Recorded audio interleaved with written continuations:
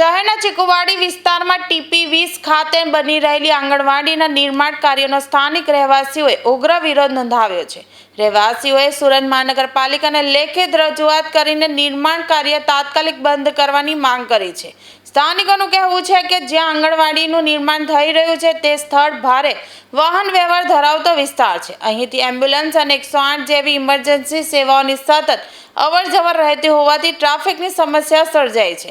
આવા સંજોગોમાં નાના બાળકો માટે આ સ્થળ સુરક્ષિત નથી અને આંગણવાડી માટે અયોગ્ય હોવાનું રહેવાસીઓએ જણાવ્યું છે। રહેવાસીઓએ જાહેર હિતને ધ્યાનમાં રાખીને આંગણવાડીનું નિર્માણ અન્ય યોગ્ય સ્થળે ખસેડવાની માંગ કરી છે। સાથે જ ચેતવણી આપી છે કે જો તાત્કાલિક અસરથી નિર્માણ કાર્ય બંધ નહીં કરવામાં આવે તો સોસાયટીના રહેવાસીઓ ઉગ્ર વિરોધ આંદોલન કરવા મજબૂર બનશે, જેના માટે તંત્ર સંપૂર્ણપણે જવાબદાર રહેશે।